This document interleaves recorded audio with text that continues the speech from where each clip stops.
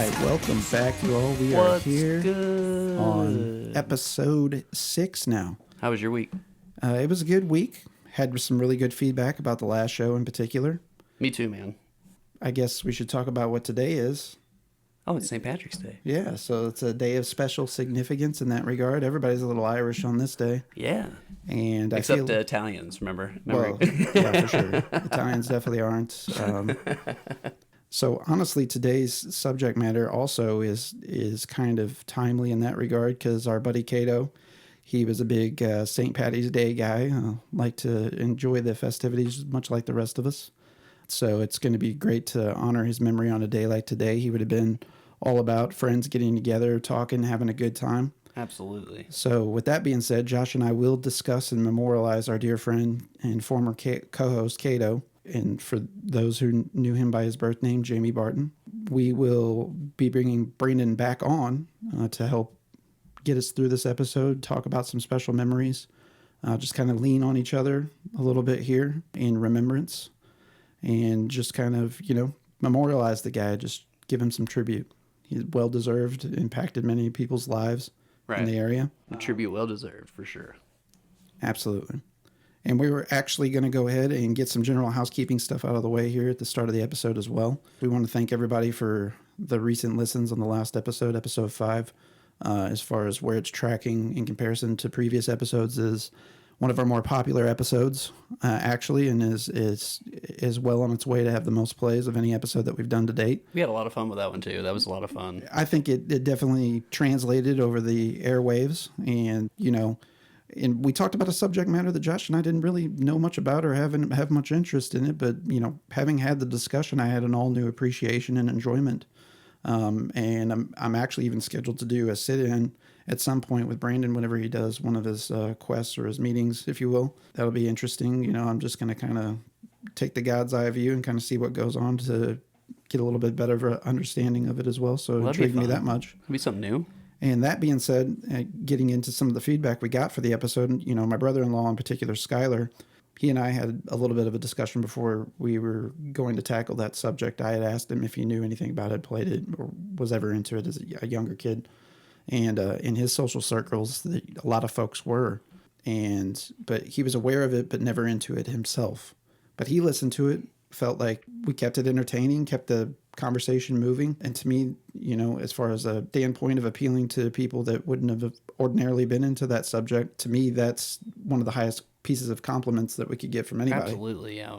That's like, I'm super appreciative of any compliment, but yeah, that's basically what we're trying to achieve. So absolutely. Yeah, that's awesome. And definitely appreciative of anybody actually, listening, period, but to get that type of feedback kind of puts a little extra wind in your sails.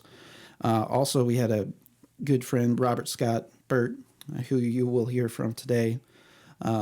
He actually reached out to me, told me he listened to the episode, and it actually made him homesick. So in a different way, that also is of the highest compliments that you could pay us in our opinions. Yeah, that's awesome. So that meant a lot. Trying to capture that hometown feel that we all know, you know what I mean? That brought us all together to begin with. So. Absolutely, and that's certainly a part of, I guess a mission statement if we had one. Right. Is that we are trying to kind of recapture some of the golden years, some of our, formative years. It made us who we are. Good times, you know what I mean? We are, yeah. Kind of give you a little bit of a peek into our life and how entertaining it is or isn't. I guess that's up for debate, but so some more general housekeeping type stuff to get out of the way. We, of course, have email now, ATI Podcast questions @gmail.com. If you want to reach out to us, want to send us a submission for the show to possibly, whether it's music, original music, poetry, anything of that. You want to be on the show? Yeah, you want to be on this show. Perhaps you're a comedian. You can do a comedic bit and send it in the show, and we'd be happy to feature you as an artist. Feel free to email us at atipodcastquestions@gmail.com to do so. Some more social media plugs. We've got Instagram, of course, now. It's the ATI Podcast. We've got Twitter at podcast_ATI. Facebook at facebook.com/ATI Podcast 22. We are working on developing a TikTok. Yeah, I got to get there. Josh is more adversed with that TikTok platform than I am. I personally don't have one. So Josh has been so kind to undertake that task for us. So as that develops out, we'll be posting that on our other social media for you guys to get on there and follow us. We've got Twitch, but we're also going to take advantage of some of these video opportunities to post stuff up on Twitch as well as YouTube.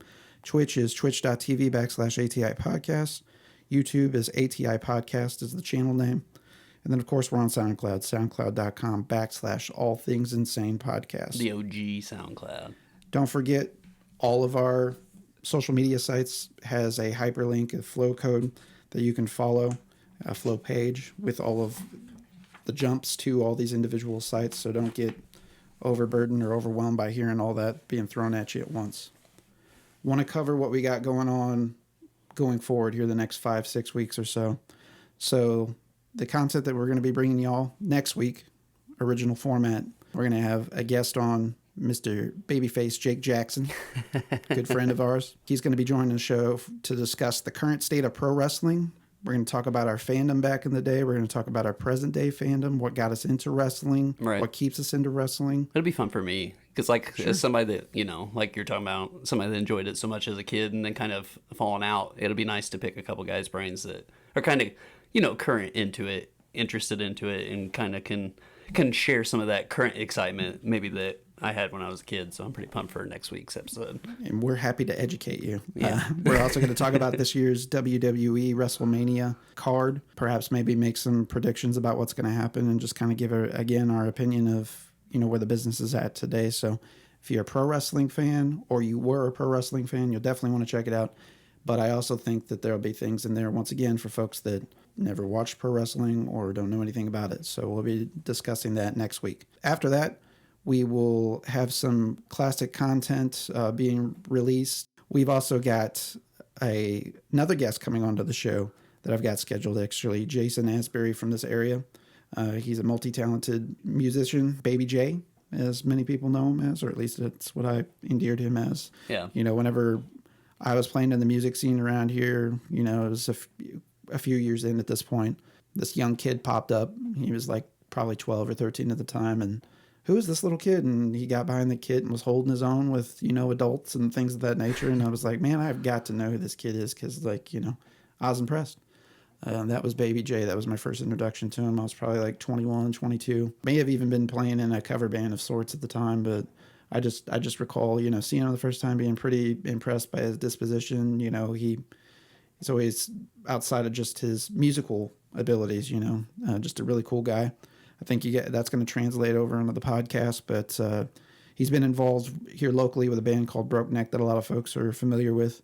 He's also getting some national notoriety now that he's moved up to St. Louis, and he's got some projects such as Bastard, Storm Ruler, and he's actually played the drums for Harkonnen is getting back together. I think they're releasing their first album in like 10 years or so, and I used to be a pretty big follower of theirs back in the day.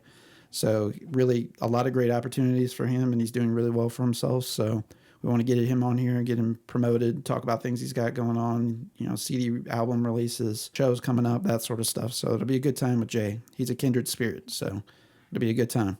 Talked about previously, going to have Jesus Rose on, formerly known as Jones Rose, my buddy, who I'll always know him by as Brian Jones. He and I went to middle school and high school together, and he moves from this area, and he's doing really well for himself in the R&B community now. So just want to talk to him a little bit about that, elaborate life in California now and still chasing the dream, trying to get that bag. Right. You know what I'm saying? Yeah, it'll be interesting. Like, I think we talked about this on the last episode, but again, just to see how somebody from our small town area is, you know, adapting to California or like the Los Angeles or Hollywood lifestyle. So I think that'll be a really awesome guest for the show. Absolutely. And he's a good looking guy, so that I don't hurt nothing for his opportunities out there either. So I'm gonna I've been digging some Instas, baby. Yeah, he's gonna probably have some interesting stories for us. And we're also going to be playing some of his tracks, some of his new singles. He's got some new singles he put out in the last 6 months. So really excited about bringing Featured that music. to you guys.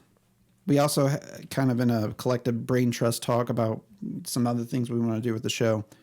Josh and I are both really into conspiracy theories, as we covered on our old show as well.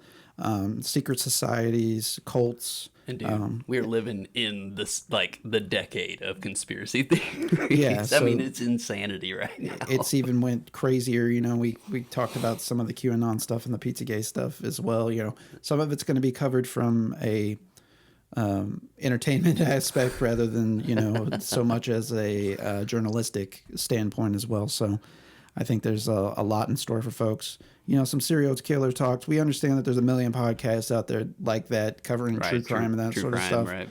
We're going to bring a little bit different spin on it as well. So just kind of look forward to that going forward. So without further ado, we're going to get to the man of the hour. We're going to bring on Mr. Brandon Stuart to discuss our dear friend Kato, the Great Gatsby.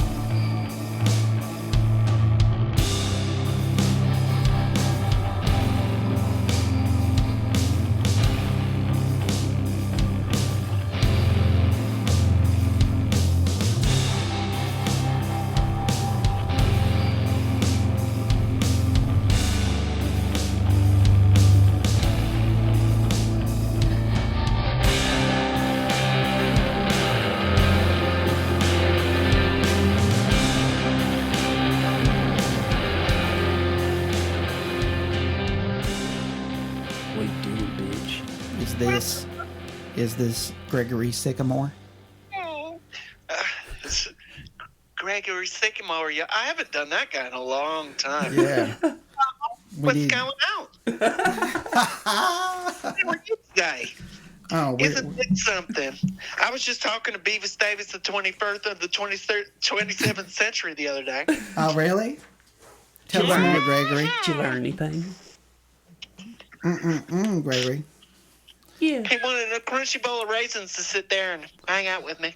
Oh, my goodness. What a nice little treat. A raisin, I mean, he dipped his balls in grease. I got real crunchy on the outsides. And I call them little raisin balls. Little raisin ball crunchy bits. Mm-hmm. So, we are getting together today to talk about our dear friend, Kato Gatsby.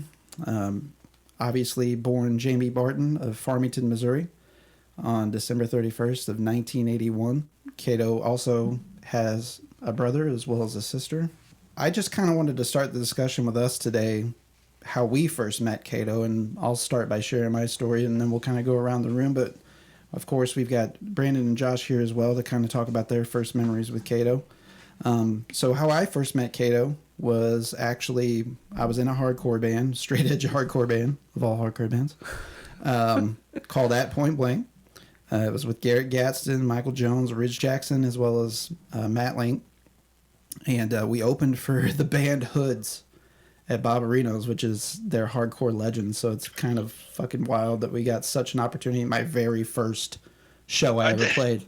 I opened for Hoods. That, but still, that is fucking insane that happened. Yeah, and Kato happened to be like running the show, just doing sound, that sort of stuff. And immediately my first impression was like, who the fuck is this character? And you know, I judge people pretty hard in the first 10 minutes of my experiences with them to, like, you know, my brain operates at a level sometimes it's just like, okay, not interested in being friends. Right. Or something to that ilk, as petty as that is. So something cues you. Yeah. Right. Yeah. So he was kind of acting out as he did. Yeah. And, you know, it was kind of... He's a pretty little bastard. He was garnering the attention of, I would say, the room, but it was outside, you know, out in Barbarino's when they'd have shows outdoors and stuff. So, but yeah, he was drawing a lot of attention. Seemed like a lot of people knew him. He seemed like the guy to know in that regard. So that was just kind of how I met him first. What about you, Brandon? For me, it was, I mean, I had heard several things about Kato in the past. Being in the scene and playing with Dress for a Funeral and then Breed Love. I had heard about him. But he was always friends with bands that I didn't like for no fucking reason at all. Right. Other than I thought it was like mainstream or wasn't cool music or whatever. Right. Yeah. Or somebody came off as douchey and I didn't get to know him. Right. And specifically because I had this conversation with Kato and the other individual, Catch the Light, because I was, I think his name was Nick, the lead singer. Yeah, Nick. And we were... Yeah. And I was like, I got to be honest, man, I never talked to you because I thought you were a fucking douchebag, and I had no reason to think that other than I just assumed because you didn't like the same music as me or didn't play the same music as me, which kind of Okay, first time I met Kato. I met him at Domino's, I believe, is whenever I first got to know Kato. And like, I actually had a conversation with him. Between him and Ben Shrum delivering, yeah. Probably. Oh my God, that fucking greasy fuck. I hope you're listening right now. Or your brother. You're greasy. And I'm into it.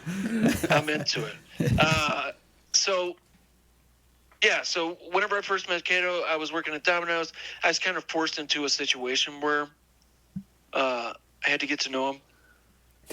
And I think one of the first things he said to me was, "Hey, what's up, fuckface?" And I'm like, "I don't fucking know you, man." Right. And let's preface it this time. We're all in our late teens, early 20s. Right. So we're all pretty fucking douchey. Okay. Everybody here involved is kind of a fucking asshole at some point. Oh, absolutely. I'm still an asshole. I mean, like you are what you eat, Brandon. These people for nothing. I didn't fucking whatever. Anyways, yeah, but that's how I first met Kato. How about you, Josh? What's your first memory of Kato? I know it was at a show, and I could be completely wrong, but I want to say I was a junior in high school, and I was at a Westcott and Ashes of Adrian show at the Rock House the first time I met Kato. That sounds likely. And yeah, I mean, the specific memories of first meeting Kato, I mean, I'm trying to describe a specific memory, but yeah, he's a very in-your-face individual. I do remember that. Like, the first time I met him, like, it's hard for me to remember the specific event, but, right. You know, very in-your-face, very, you sure. know, yeah. And, yeah, just definitely the music scene. Always promoting music. Every time I ran into Kato, he was always talking about a show coming up or a show that he was involved with, you know. And that's how I early on met Kato, was just through music. And like I said, I want to say it was at that Westcott Ashes of Adrian show. Not 100% sure, though. But it was definitely at the Rock House, I want to say. Honestly, I had to kind of, you know, I was thinking, like, you know, getting prepared for the show, where did I meet Kato? It's so hard because you saw him so much, especially if you ever went to shows, played shows in the Farmington area.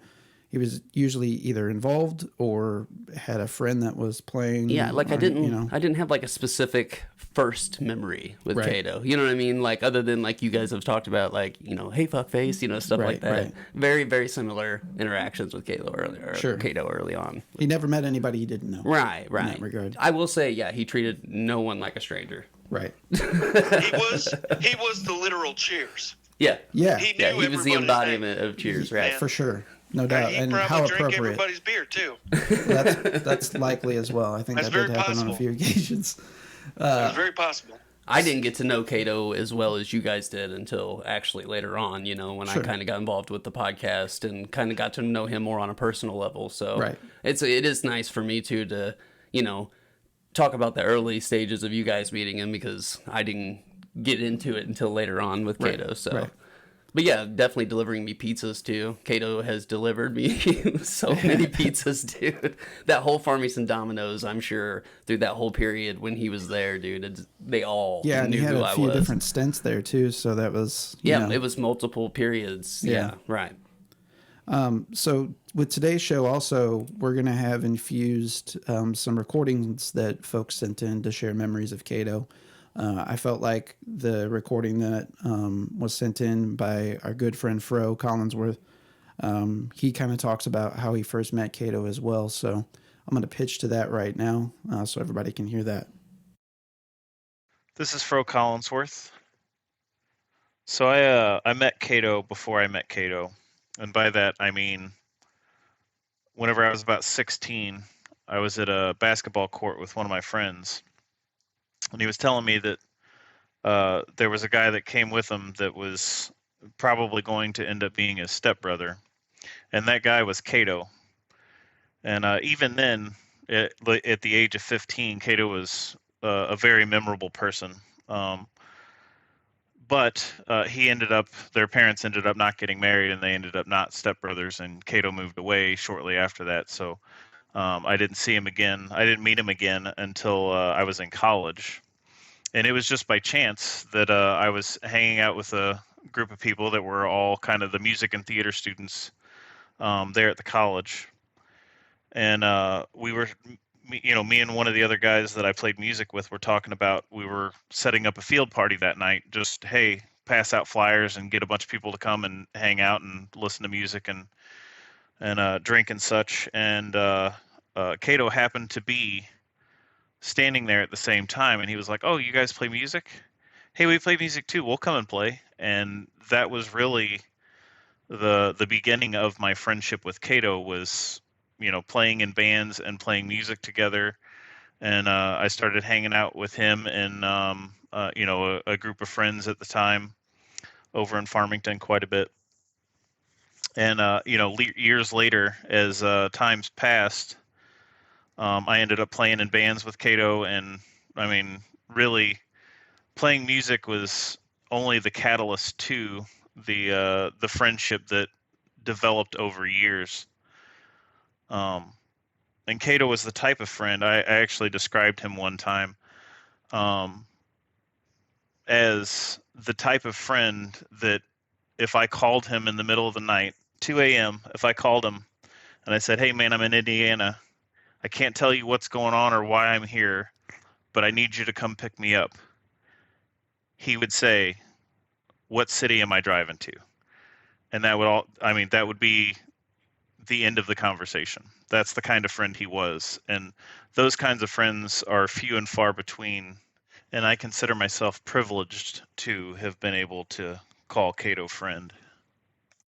Thanks, Fro, for your submission, and we appreciate it. So from here, I want to kind of talk about Kato's bands, because, the music is what drew us all together. Brandon, that's how I first met you as well. Was through playing shows, going and seeing Dress for Funeral. Yep, absolutely. Actually, I the think first that's time... how we all met each other. Yeah, first time... I met Josh first.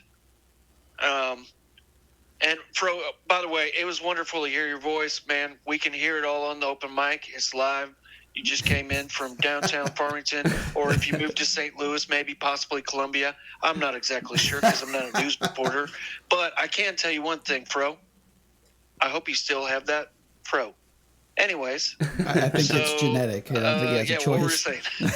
Well, we met each other through bands. Yeah. Right. Yeah. So, Kato, he played in many bands or was involved with many bands. So he himself was in Winter Like Death, Judo Kickstand, as well as Across the Atlantic. Winter Like Death, I remember a lot. I went to a lot of Winter Like Death shows. And Fro was in some of those bands with him as well. So, and they were different iterations with different people, but that's kind of how we became friends with Fro and the Shrums and, all of those people as well. I went to school with Marcus Newstead. He was a few years ahead of me, so he's doing really well, right? And he's doing really well for himself in St. Louis. But Marcus, I guess, technically was the first connection to Kato. Like, I knew Marcus better than Kato. Well, you and Marcus are from the same area. Yeah, too, we're both from AV. Right. So, but he's been involved in so many people's social connections in that regard. Whether it's more of a networking aspect of things, through the music and everything. But, Kato was very talented himself. He could play guitar. He sang in his bands. He vocally blew me away. Yeah. And, I think he really shined whenever he and Marcus did the judo kickstand stuff, where they were doing the acoustic stuff and they do covers, like they would do Third Eye Blind, which I was always a Third Eye Blind mark. Hell yeah. That's good 90s that brought back, rock, brought back childhood vibes. Man. Yeah, and if you're watching, not to get too off track, but if you're watching Pam and Tommy, they make their way in there. It's pretty funny, man. It's really funny. I heard that because there's some refuting as to what actually took place there. Yeah. Yeah, exactly. It's a pretty good representation. I wasn't going to watch it at first because she didn't give consent to the story. But anyways, not to get off track. We're talking about Kato. We're not talking about big boobs. Yeah. And I don't mean that in a sexist way. I mean she had gigantic boobs. He just means that she had giant voluptuous breasticles. That's all that meant. And she did, man. They were big. On purpose. So, get over it. So, talking about Kato's bands, of course, and talking about all these people, social connections that we had, that led to partying. And Kato was known for his parties, as Brandon talked about earlier. He threw these epic house parties, and they were essentially in his basement. But this brought all kinds of people together from different social circles. Like Brandon said, you know, there was people there that I hated just for the sheer fact they dated girls that I dated, you know, petty as that is. And he somehow found a way to get everybody into his basement. Yeah. Together. Yeah, Josh. I mean, that's crazy. Really. The spectrum that was there was for me because Barrett kind of grew up around some of these people, and so did you, Josh. Yeah. I didn't fucking know anybody. Right. I'm like, okay, I didn't know Farmington existed besides, you know, they play football against North County all the time. Most of my time was spent up in St. Louis and Arnold area, most of my childhood. And I didn't come down south until I was further south till later on. But yeah, so everybody's there. I know I can put a name to everybody, but they are all completely fucking different. And Absolutely. Like their emotions and personalities are on a spectrum that can't be described by scientists, I don't think. No, I'm with you. Like, it was actually, if you really think about it, you know, again, going back, thinking about Kato and getting materials together for this episode, I never really considered that comment that Josh really made there was the fact that he somehow figured out how to get everybody in his basement that while it's I was being a little nefarious, but you know. But no, it's actually a Casey situation. Yeah, well, for sure. I didn't even think about that. He did. What if it fucking was? They were separated at birth. Oh my god! Yeah. What if you were dancing on top of them little boys buried under his concrete floor? Here's the other thing. How many times do you fucking black out at Kato's house? I can name a couple different fucking handfuls of that shit. Absolutely. Hey, and you know, that's where you met Gregory Sycamore at, Brandon. Hell yes, I did. I came as a fun-loving substitute teacher that comes in every once in a while and takes care of business. He drinks a lot of Pepto-Bismol, and he's got to hook up to his guy pot. Pepto-Bismol, depending on... I like a little bush frame around it, but a bush frame of crystals, sugar crystals, like right along the edge. But yeah, it's delightful. Like a little special martini. Yeah. Like a little dick martini. Just got to stick that syringe in there. There you go. And you know, this is the type of chatter that Kato would love. And this very much. I literally came to his Halloween party one year and I don't know who listens to this, but I was trying to think of the most outrageous thing because I was competing with Kato, the most outrageous fucking person on the planet. Yeah. I came to his party as a pedophile. I just want to make sure that that's clear. I also have kids. Baby. I don't touch kids. If you get sweaty and want to take your shirt off, that'd be just fine. We'll tie it in a knot. I just got a sick sense of humor just like that fucker did. And that's... Absolutely. Yeah, like, I think that's what drove me, not to go too off the rails with what you got going on, Bear, but that's the thing that kind of drove me to Kato was I was dark before, or I thought I was, but I get a lot of enjoyment even to this day from dark humor. I mean, I make suicide jokes. My dad committed suicide. I make, joking about something is a coping mechanism to be able to deal with stuff like that. That's the way I deal with it. Right. But he really taught me. Like, he would say the craziest shit, and the only thing you can fucking do is either just sit there and laugh at him, or if you're like me and want fucking attention all the time, try and make people laugh, right, or make him laugh. It's a bit of a game rare of and hard to find. Upsmanship, if you will. Yeah. You know? But the quick wit in particular, man, it was just something to be amazed or behold sometimes, and really, as Josh mentioned as well, I think our friendship took on a new complexion, a new level whenever we started doing the podcast together. Right. I got to know Kato way more personally once we started doing the podcast. So, and that forced us to have difficult conversations. That podcast forced us to get to know each other better. That forced us to explore our humor and our boundaries. And that time for me was so important because, you're from this area and you're raised in a certain environment, and like you're in that specific moment when you're growing up that you're trying to identify yourself and you're trying to establish your values and who you really are, And for him, he knew who he was. Like, there was no doubt about who he knew who he was. You know what I mean? And having conversations with him helped me maybe question some of the things that I've been taught as a child, or you know what I mean, and kind of maybe establish a better moral than maybe I thought I had. So Sure. So I mean, well, it's and think about this, Josh, and what you're saying too. So the man who would make the most fucking insane jokes was teaching you morals, and that's something I definitely got from him too. We all did. right. We were around people that fundamentally we should have never been around based upon our conversations. Right. And somehow we all fucking connected with them and hung out with them. Right. Because of that fucking dude. Right. Yeah. Yeah, there was, I mean, I remember, 3 or so distinct nights, and mind you, we're getting like blitzed at these house parties.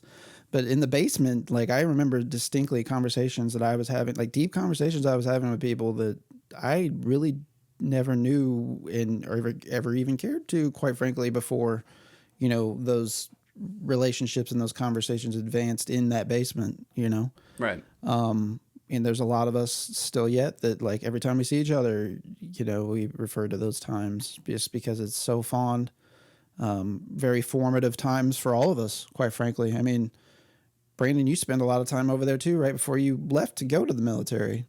And I know I was pretty much over there like every night there for like a week or two. And when you came back, was the first place we went? For a couple hours. The first time you came back was the first place we went, to Kato's.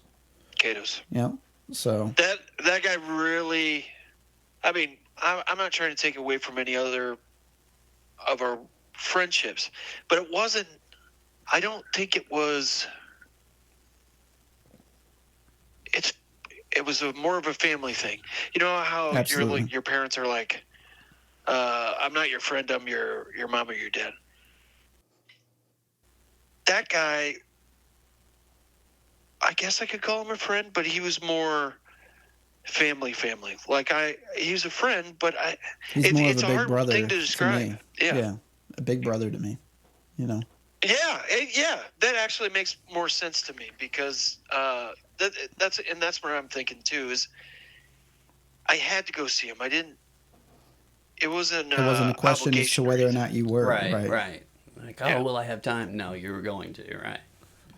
And that was kind of all around the time that we were doing the previous incarnation of the podcast. So, Kato was with us for half of that run, nearly, and that developed our relationships between that and the parties. Kato then, wasn't even a year or two down the line that I was getting married. And I asked Kato to do Pam and I's wedding. And so he went through all the rigmarole to do so. He did an amazing job, by the way. I thought your guys' ceremony was beautiful. Yes, absolutely. And so Pam actually recorded something, my wife. We're going to hear from her as she elaborates on him doing our wedding as well, in particular. This is Pam Lewis, and I wanted to leave a little something about Kato. I first met Kato through Barrett Lewis, who invited me to Kato's famous basement parties. They were a lot of fun, and I met a lot of really great people there, of which I'm still friends with today. I will say that first impressions of Kato, I didn't think that he liked me very much just because he kind of gave me shit right out the gate. And over time, though, you learn that that's just Kato, very sarcastic and jokes and just a really fun guy. Yeah, I really love and miss him. I often think about, in today's world with the current events and politics and things like that, what would Kato do? What would Kato say? Because I'm sure he'd have a lot to say. And I wish that he was still here for us to be around that. I just think, it'd be fun. But one thing that really sticks out to me about Kato. So when Barrett and I were getting married, our first wedding officiant fell through, and we thought, well, why not ask Kato? You know, we couldn't think of anyone better to officiate our wedding, but he wasn't like licensed to do so. So we brought the idea up to him, and I might have this wrong, but I don't think Kato necessarily believed in the institution of marriage. But he was very happy to do it for us. He went through all the steps, he got his certification, and he, agreed to marry us. And it really meant a lot. I think about this often, but he did say that he wouldn't have done it for anybody else. He wouldn't have agreed to do it for anybody else, that he believed in me and Barrett enough and believed in our love for one another enough that, he said yes. And I think about that a lot, whenever things get tough in a relationship, or whenever me and Barrett get into kind of an argument, I think, well, Kato believed in us enough, so I have to we can work through this and get over this hump. And because he's no longer with us today, it kind of holds a little more over my head, I feel like, just to try hard for our relationship. And I don't know that I ever really brought that up to Barrett, but it does pop into my head pretty often.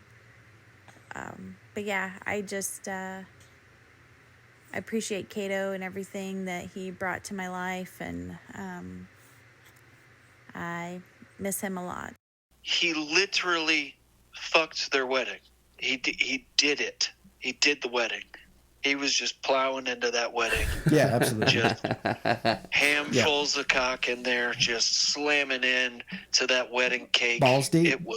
He was getting back at me because I had the rival promotion, Balls Deep Productions, that Josh and I was doing, and he was the Gatsby machine, and he got mad, so he says, I'm going to go Balls Deep. See, I'm going to take that name that you had because you was my rival on the street, remember what he said. And I'm going to go balls deep in your wife. And I was said, like, Jesus, he said, Kato? 3 inches is hail at 100 miles an hour. Which is really weird because most of the movie is their dialogue. It's just dialogue. It's weird. Yeah. It's a porno, just dialogue.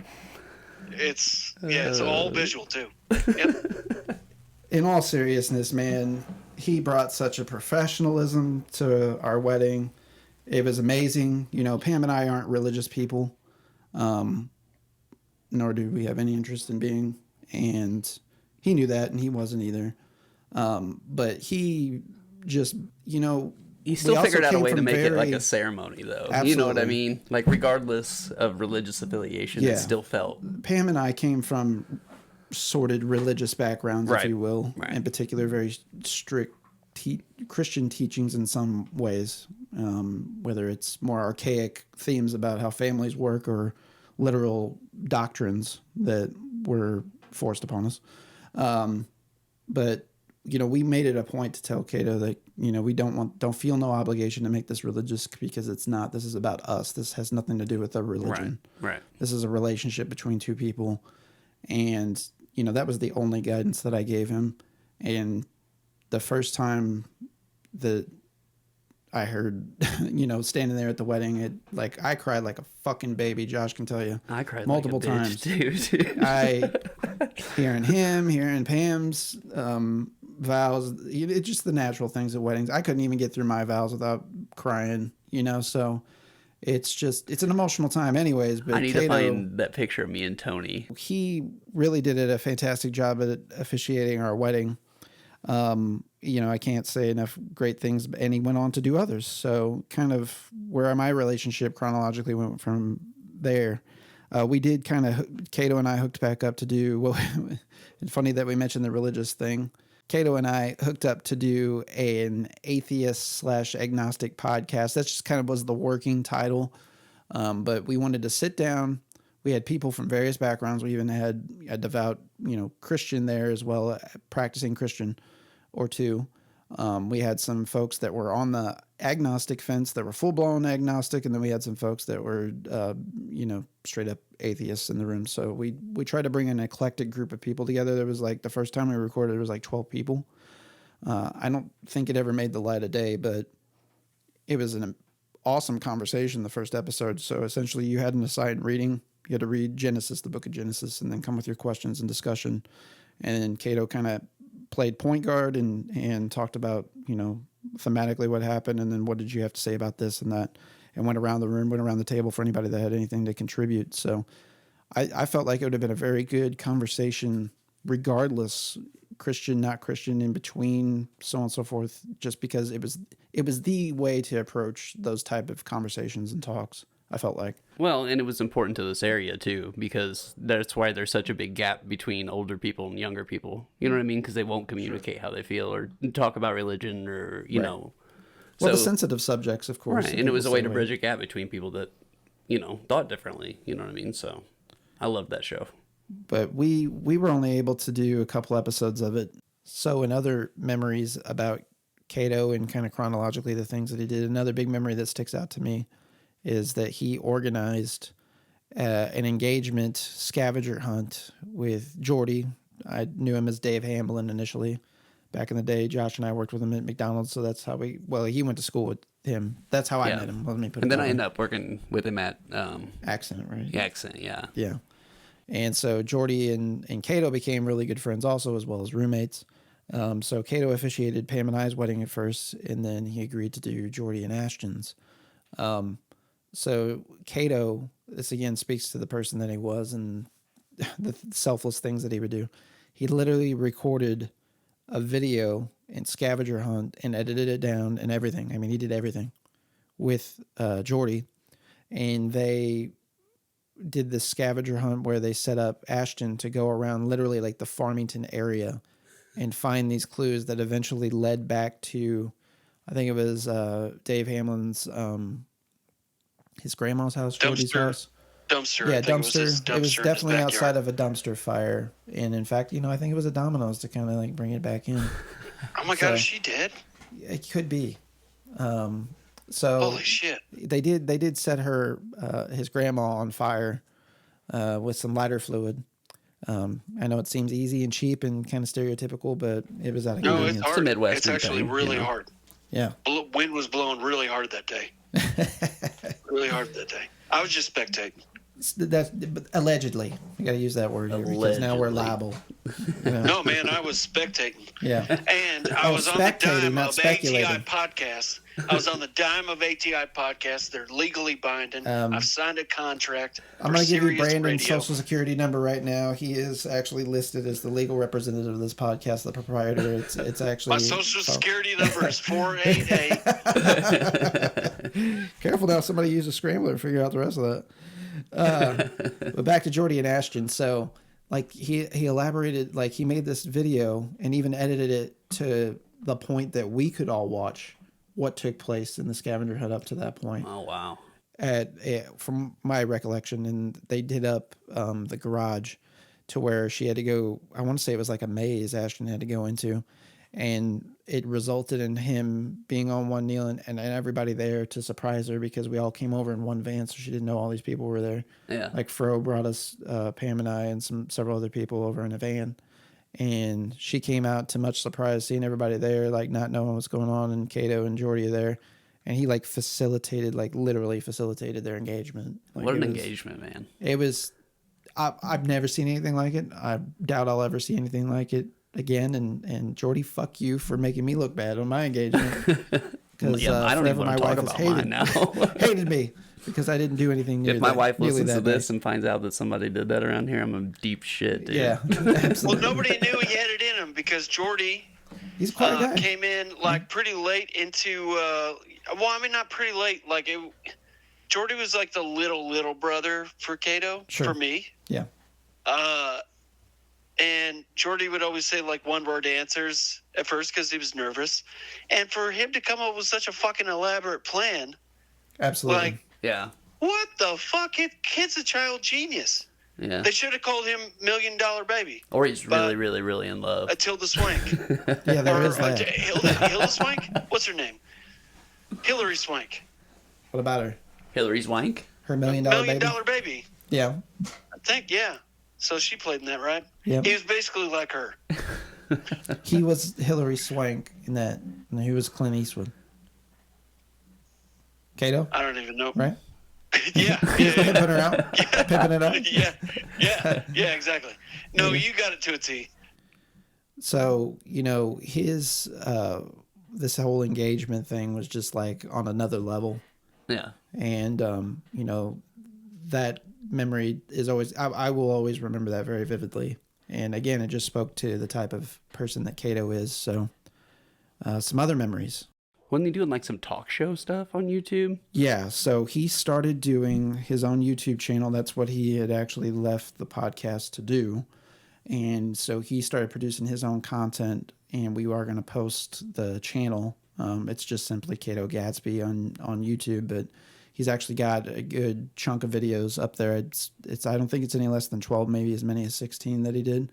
But really hilarious content, just funny humor. It's got elements of, whitest kid to it in some respects, but it's like very smart and intelligent humor. Right. Things about Martin Luther King Day and thesaurus and synonyms and how words sound dynamically and how people put weird accents on them. He tackles race in it. But it's all done in a lighthearted way.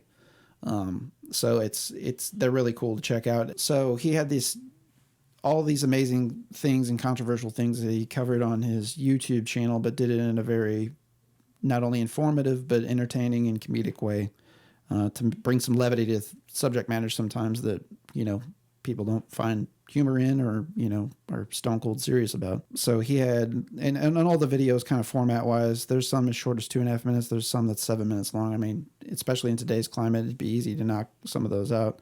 They're satire filled, of course. He's actually did some song parodies in like the ilk of a Weird Al also on there. That was pretty funny. I need to pull that shit back up. It's been a while.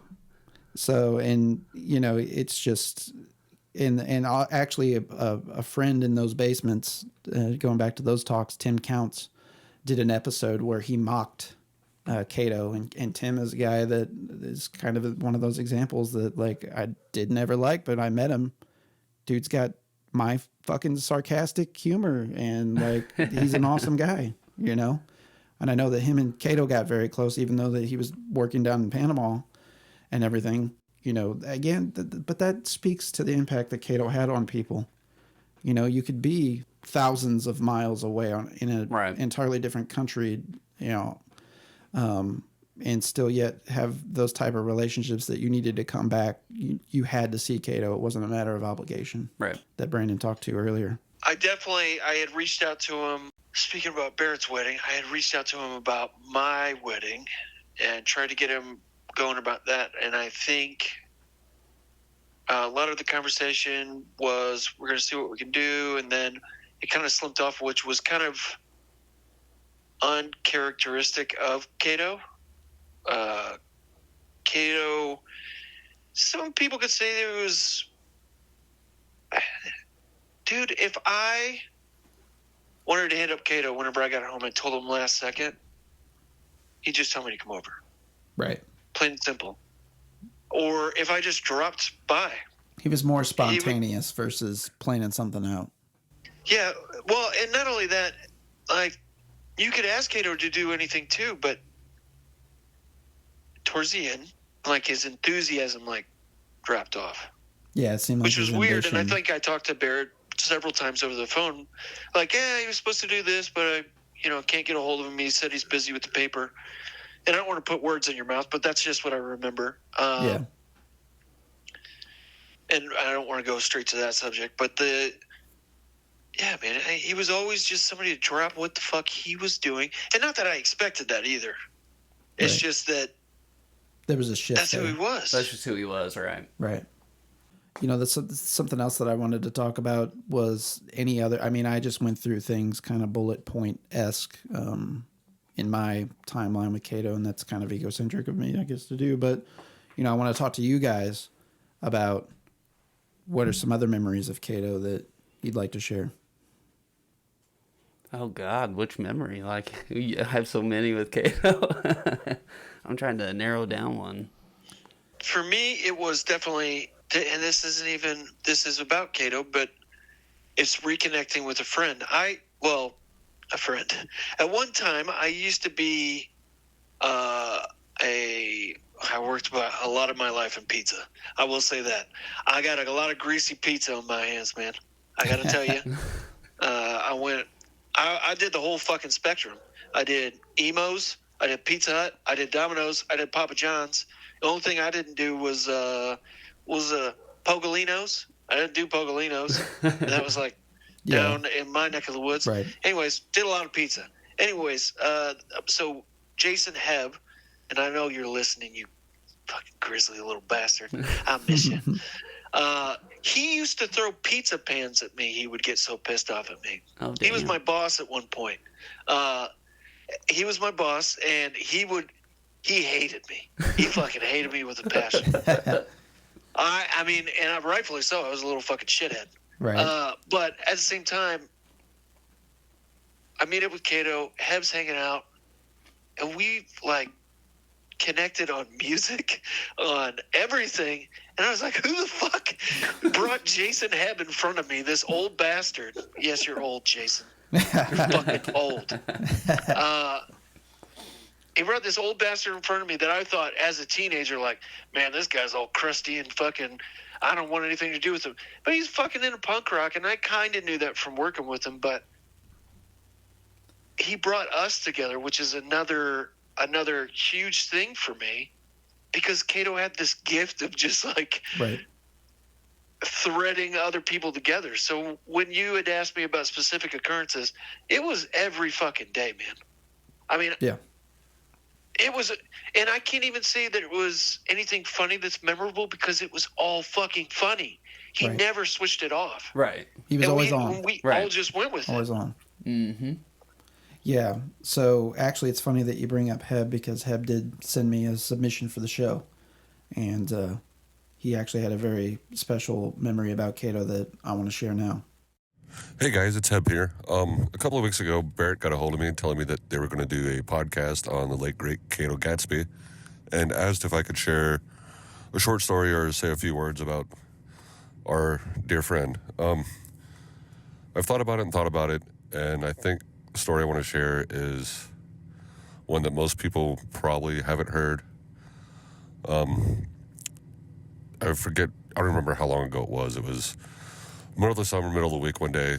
2 carloads of us decided to go to the shut-ins. So we drive down there.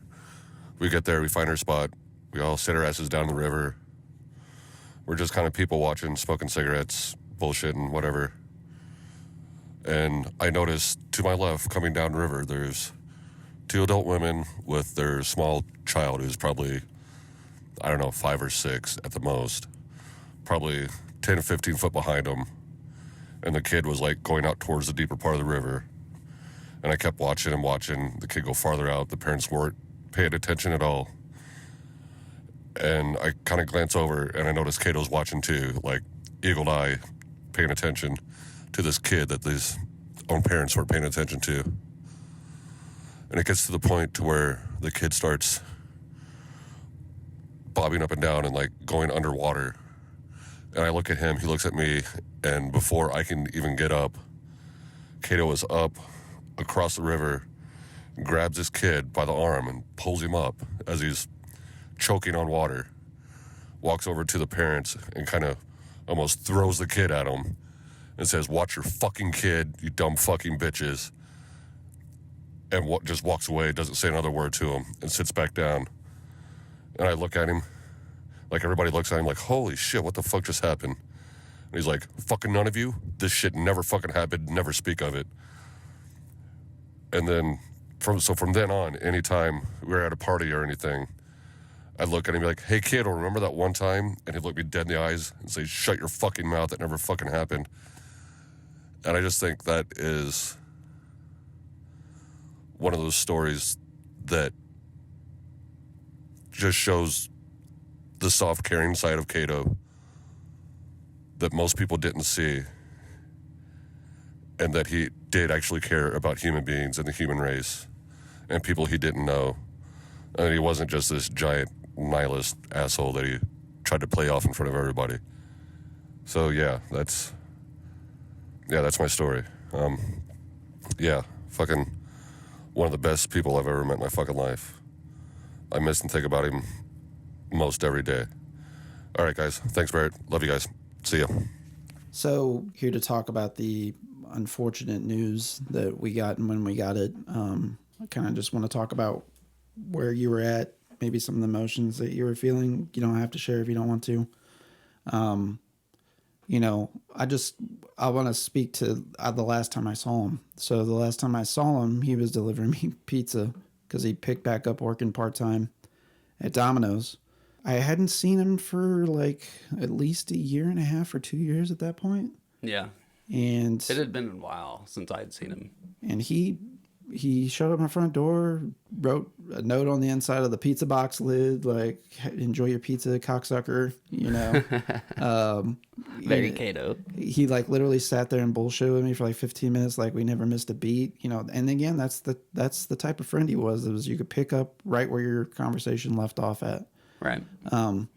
And there was a few occasions that I had texted him previously about trying to get together or doing something or whatever the case was, and he didn't show up or whatever. I think maybe one time he randomly made it out to Sticks with everybody, but, he just kind of fell off from everybody. And I honestly think it has a lot to do with, after Ben Wright took his own life. Right. As well. And obviously that had a huge impact on Kato because at that point, him and Ben were best friends. I would say it's very safe to say, easily.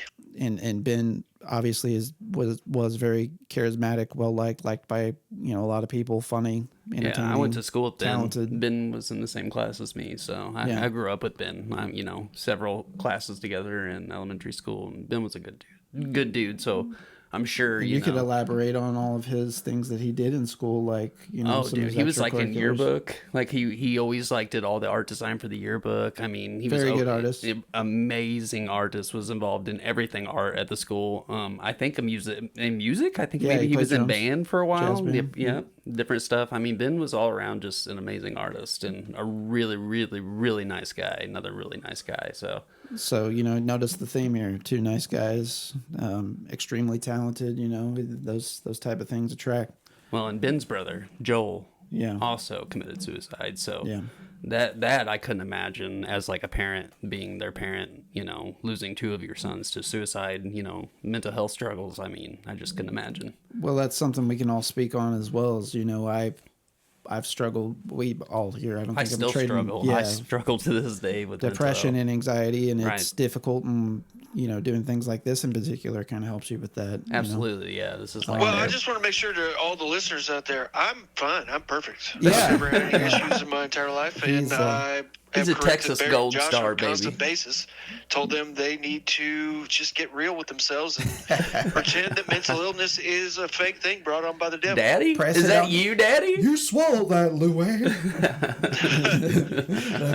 Seriously, guys, it's fake. Don't believe in it. It's fake news. All right. You had to get that line in here. God. But, the last time I did see Kato, again, it was like nothing ever. It was so natural. Right. I was like, man, we got to get together. Oh yeah, man. Yeah. That sort of thing. And it was a few months prior to his passing. So it was relatively close to that.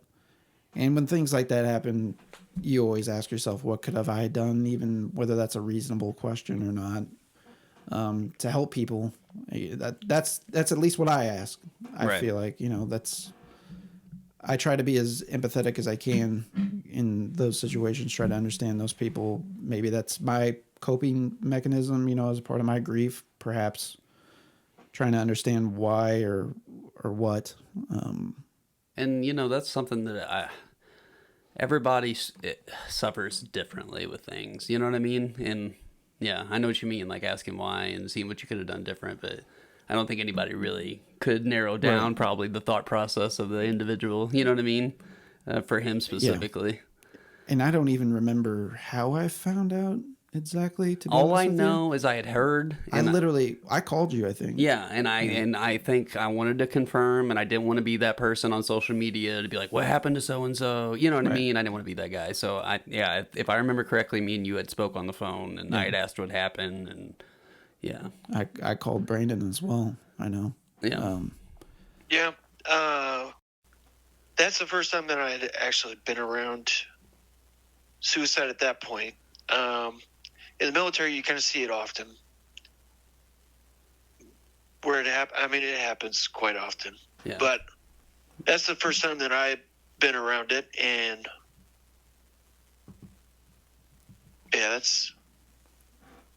I think we talked about this last time. There's certain things that we remember, like we were talking about D&D last time, or I was talking about it. There's certain things that you remember for the rest of your life, and then certain really important things that you should remember. There's the lesser one, which is moments in D&D. The second one would be, I remember exactly where I was at for 9/11. And I remember that. Yeah. Sure. The number one, I can taste it, it's that palpable, is whenever he called me about Kato. Yeah. Yeah. Those are things, like I know exactly what happened. I dropped my phone down into the sink, into the garbage disposal. Luckily, it wasn't on. But Yeah. It's whenever somebody has such a profound effect like you did, many of the people that are listening, and I know there are people who are not going to listen. The one thing that I would say about it is that I really hope that certain people that took advantage of this and made it about them, that they really search deep down inside for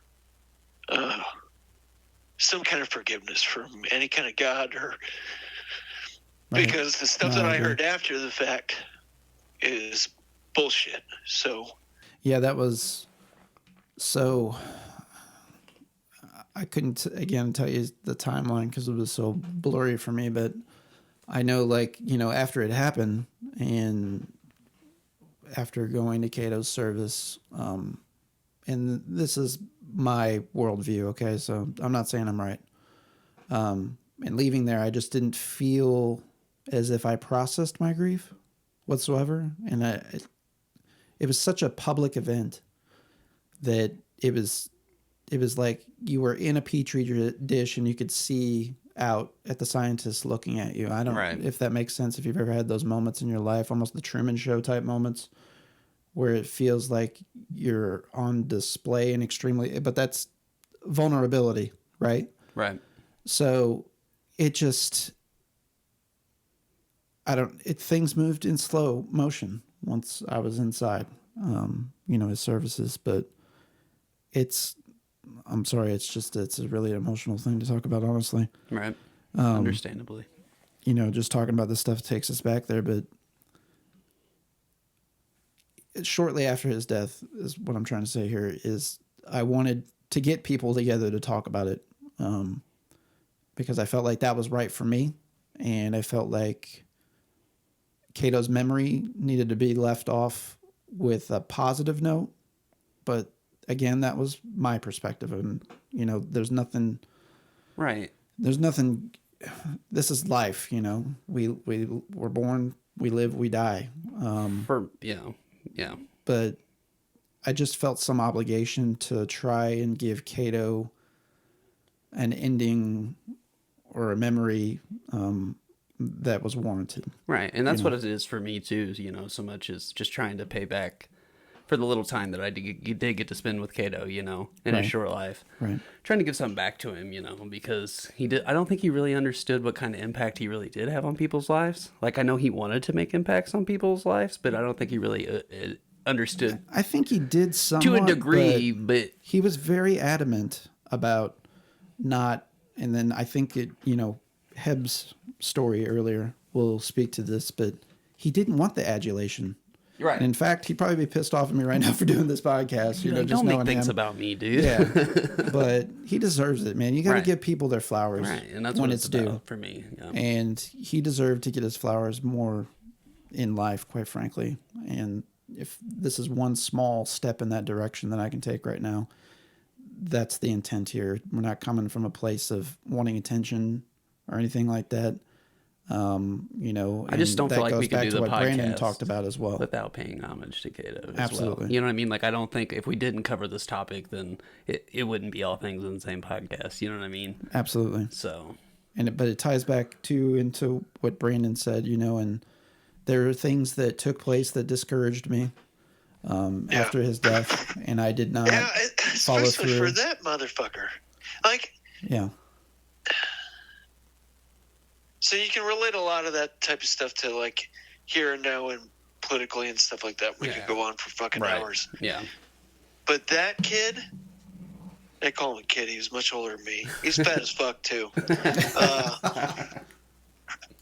That kid, and anybody knows, Kato knows that he loved people talking shit back to him and stuff like that.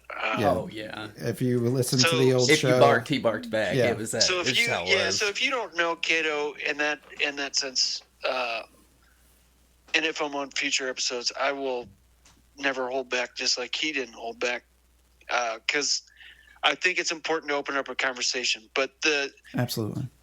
the kid, and to shock people, Sure. he was all about shocking the fuck out of people That's- to get them to think. It's kind of that tactic where you want to say something shocking, so that's you putting the hook on somebody at least, and then they're going to pay attention to what you say after that, right?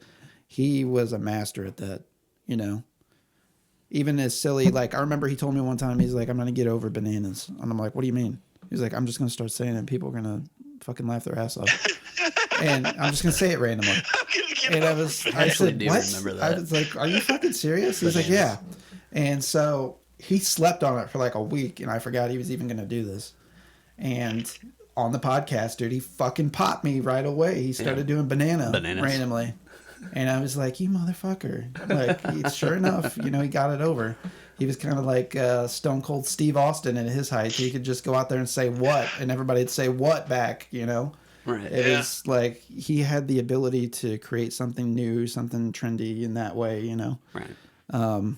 You know, and when I do know when I found out that Kato had passed, and again, some time had passed, I just like the memory that I shared or what I posted on social media at the time. I was actually able to go back and look on my timeline because there's no way I'd be able to remember this, but I thought it was kind of fitting. I shared a picture of Kato doing Pam and I's wedding. We had some professional photography done from a friend, Amanda Beard. She did fantastic, by the way. And the Is she still doing photography? I believe so. Well, good for her. That's awesome. But I shared a poster that Amanda took of us, and I said that so many quality memories, so short of a time, so many thoughts and moments racing through my mind at this time. This memory is as special as any, and again, referring to the picture. Pamela and I could not have been happier to have had such a professional, intelligent, and influential individual and friend officiate our wedding. I will be the first to admit I had not seen Kato as much as I would have liked to in the last 2 years. I saw him a few weeks ago, and of course things just picked right back up where our friendship last left off. I will always consider him one of the truest and greatest human beings I've ever met. He was such a great friend and would be there for anyone who ever needed it. While his flame might have been short, no truer or brighter light, have I ever encountered in my life. And then I hashtagged rest in peace, Mr. Gatsby.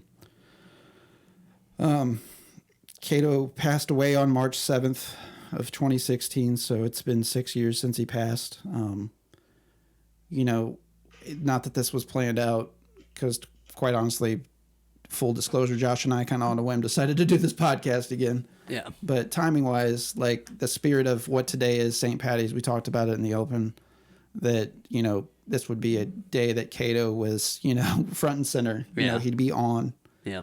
All of us would be together, hanging out, having some pints, and pretending we were all Irish, you know. And No, most likely it would not be Irish.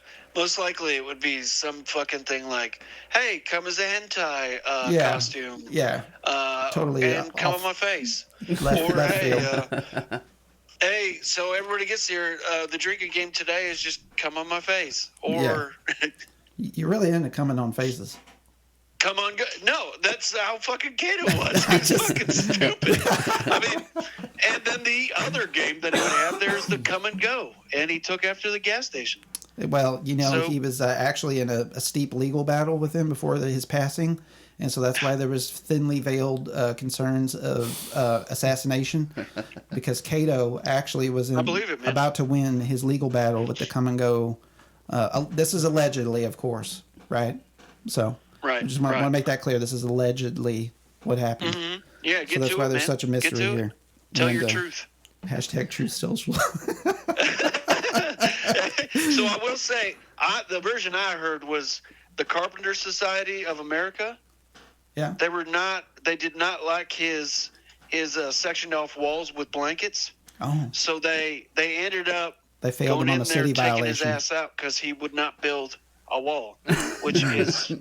I Sounds know in tune with that this we were area. talking about Kato today, but I feel like I just said a very important quote. Build a wall in Cato's basement. Build a wall in Cato's basement. I'm sure his roommates probably wanted him to at times. You know for a fact, if Kato, I really hope he's this most like grotesque. Like if he comes back as a ghost, he's like this. His eyeballs are fucking hanging out. His guts are like everywhere and shit. And he's just like looking at it like, oh, I saw built a wall. So, I mentioned in the opening show as well that Kato, left some siblings behind as well. He has a brother. I don't know his brother personally on any level, but he also had a sister.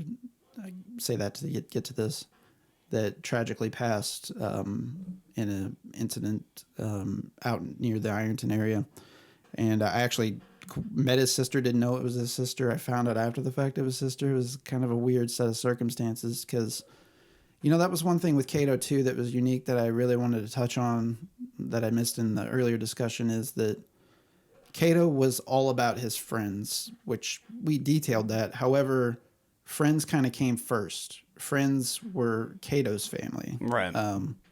And that's something that we here have all learned as well, especially, recently Josh and I have had this talk, and Brandon and I have had this talk that in many respects, our friends have been there for us more than the traditional sense that your family would be. Yep. And, Absolutely. I consider my friends family. That's my kids recognize Josh as Uncle Josh and Brandon as Uncle Brandon. Right. As my kids, with you and Pam, it's the same way. And that's because you guys are my family. You're the family that I've chose, Well, it's because we're the best ones, and your parents suck, man. I can't help it. Especially my my dad. mom, I ate her. Especially my dad. I was an orphan. She left me underneath a highway somewhere. Oh, she's listening right now. Yeah. And My dad's definitely listening right now, too. I just need you to sign off on that birth certificate because I don't have one. Yeah. I was a toilet baby. Well, aren't we all just a little bit? The porcelain immaculate conception. Send money Speaking to of which, 4602 Marlboro Drive. Have you guys seen that bit on the Righteous Gemstones where I'm still they have a not toilet dove baby? into it. Yeah, Yeah, that's kind of where I'm pulling Walt all my Goggins? shit lately. Yeah. I don't Oh, see, I got to get It's on board. good shit, man. Walt I gotta get on Goggins. board. His old lady has a porta potty baby, and is born in the blue iniquity of the world. Oh, God. That is the bottom of a porta potty. The one thing I'll say in our PC world, man, it's nice to see shit like that. Oh, It's- yeah. Yeah, for sure. Absolutely. Because I love... That's Controversial one thing, humor, too, for is sure. Kato was never PC. Oh, Right. no, yeah. I mean, you can revert back to the old episodes and Absolutely. and it'll tell Absolutely. you exactly how he felt about things. Yeah. And one thing that was kind of telling, too, to this friend's point, in Kato's obituary that was released in the paper, they actually made it a point to not only mention his family that survived him, but then the last line was, Other relatives and many friends also survive. Right. You don't see that in obituaries typically. And, I know that's a credit to his boss. He was good friends with Miss King. Do you have a copy of that? By chance? I do, and I can send it to you later. Yeah, I would love to frame that and put that on my wall. That friends aspect of thing, again, you don't see that in the paper typically, or obituaries or whatever. No, usually it's just a rundown of living family or who's preceded them in death. You know what I mean? In fact, I can't even recall of an instance that I ever saw it before. So this is probably the first and only time that I've seen it. Now that I really think about it. Yeah. Besides the town whore, because she was friends with everybody. Well, that was Melanie Bicycle. She came from Hardee's. Everybody had a ride. She came from Hardee's. Yes. She always had a burger before. Didn't she sell tickets for the bands? Fellatiou'd. Well, yeah. And ticket selling. Sells. Quote, unquote, and she never had a yeah. problem with it. She was like, she was the CEO of a company. She became a whore. I caught her riding Brandon one time in the Nature Scout apartment, but that's for the story for a different time. I knew it. That's where them blisters came from, dude. Any of my ex-wives, that did not happen. Or current any wives. of my or your current wife, yeah. That for sure did happen, and God bless you all.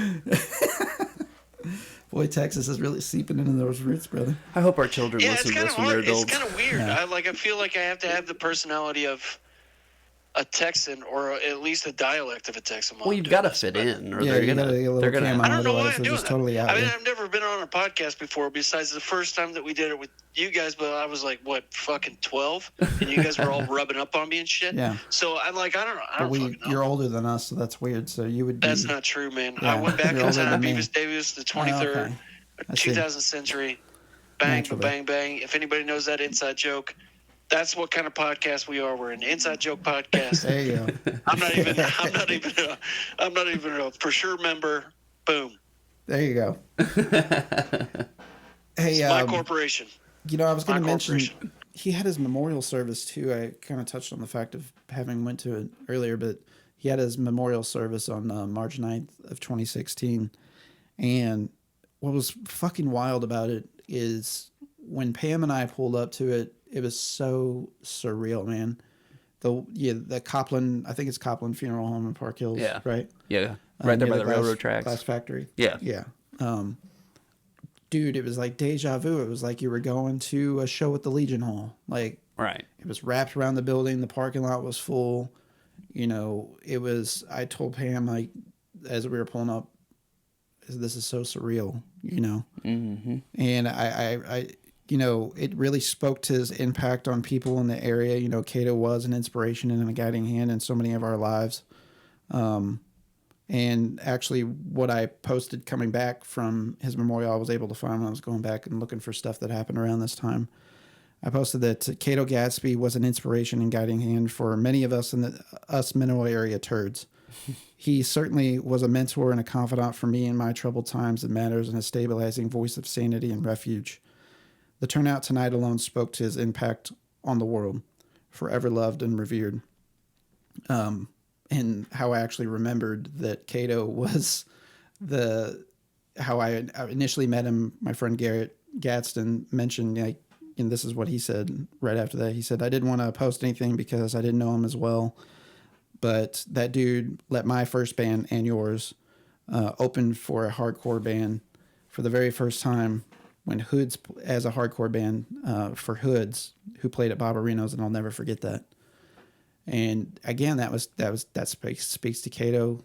He was giving people opportunities that I'll tell you right now, we didn't deserve that opportunity, but we got it. Yeah. And it just didn't matter. And he was always a springboard for somebody else too. That's, and that goes back to him not wanting to get the adulation and things like that. He wanted to be a facilitator for you to achieve your dreams. And that's the type of friend that he was. Do you have anything you want to add to that, Brandon? Yeah, man. I think a lot of talks were mostly with, it can't not be said that most of the talks that I would have with Kato would be a little bit buzzed or whatnot, but sure.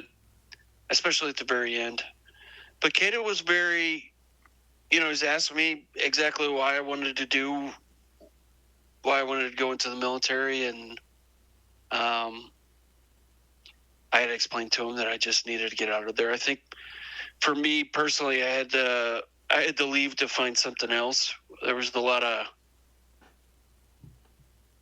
stuff in my history, a lot of hate, a lot of anger. It's still stuff that I deal with today, but I was running away from it, and he was just kind of walking me through a lot of that. But it wasn't like I had to ask him. Like I said before, it wasn't like I had to ask him to come over. It was just known after I get out of Domino's, I'm coming over, or hey, do you mind if I drop by for a bit? And it'd be like a 6-hour fucking conversation, a philosophical conversation, Right. With a person that wasn't trying to be demeaning to anybody else. Right, it's very genuine. He's a genuine fucking dude. And Right. who can say, I don't know of anybody that I've ever known who, he's a young guy. He influenced so many people. Right. That Absolutely. essentially you might as well go into a fucking Bob Marino show at whenever Silverstein was playing. Like what the fuck is that? I think, I'm bummed that I couldn't have gone. And just like you, Barrett, there towards the end, I hadn't really talked to him much. But it wasn't reciprocated either. It was like, we had just found our place, and I was trying to figure out my new life, and he was working for the paper. I think that the man could have done a lot, but I'm not a woulda, coulda, shoulda Right. type of guy. Right. He could have done a lot. He did a lot already. And he's somebody I'll tell my kids about. One of the first things I told my wife now about, he was one of the first people I talked about. Whenever I was talking about first getting married to Mallory, I had asked him while I was visiting you to meet her, and she can meet him and stuff like that. And I was pulled by different values at that point, which were all fucking stupid. I was trying to get that acceptance of Kato doing our ceremony, but fucking religion. I appreciate what he has done for everybody's life. And as selfish as this is to say, I appreciate what he did for mine. Absolutely. Because for me, I never thought I was funny until I could make him laugh. Right. If I could make him laugh, comedian's comedian. like, right. And now,